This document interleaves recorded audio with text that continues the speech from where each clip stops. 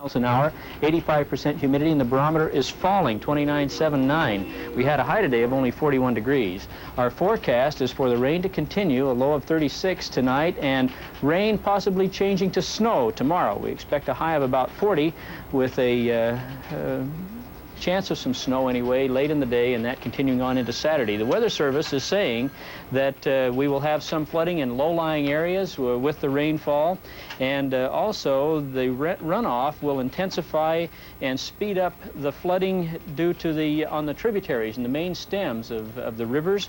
And even with the ending of the rains on Saturday, it sort of has a cumulative effect, and so collection and rising of waters will continue into early next week. So it's a problem that we're going to have to monitor very, very carefully, and we'll be doing that here. And Bud will be back at 6 o'clock with the latest on the laser facts and also an update on the radar with a time lapse of when the rains began to move into the area, Doug. As I was coming upstairs, someone said that Alex received 5 inches of snow today. Have you heard anything about that? Or Well, I haven't heard specific amounts yet. We get those reports at about 6 o'clock, but we have had reports of at least up to 3 inches in many places out in the western part of the state. A lot of area being closed, schools and whatnot closed earlier, and it's a very heavy, wet snow, so it is a problem over in the western part of the state right now. Travelers' advisories in effect. Okay, thank you, Mike.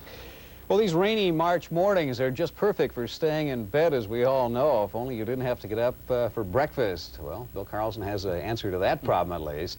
You can have breakfast brought to you. Well, Doug, there have been lots of the mornings you described lately, those perfect sleep-in mornings. It was early on a quiet weekend morning in a pleasant South Minneapolis neighborhood. 2 men were sneaking quietly into a home they'd never entered before while the owners slept. Their purpose, to prepare a gourmet 5-course breakfast. No, this isn't some exotic new form of vandalism. It's a business operated by Rick Mogelson and Michael Perman called Breakfast in Bed. And while this morning's customers, Chris and Judy Earle, quaffed the orange juice course and pondered the menu, Rick and Michael briefed me.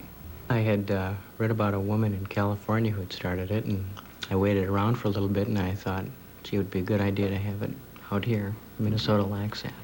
Well, and it's entertaining. The whole idea of it is so entertaining. It's a unique idea, and best breakfast in town, too, I guess.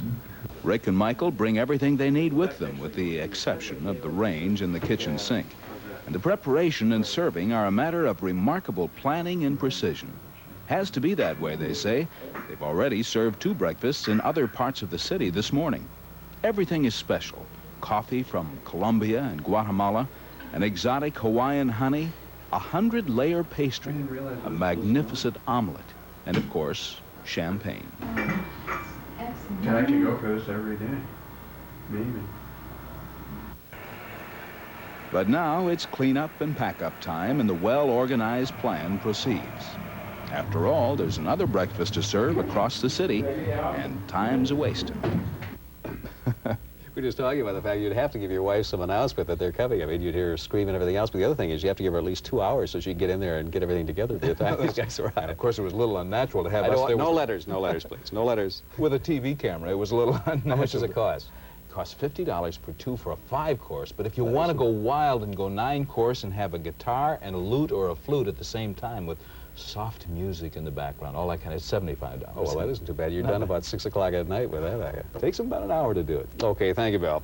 Well, Governor Quee received a report today on ways to keep the cost of health care down. The report was prepared and presented by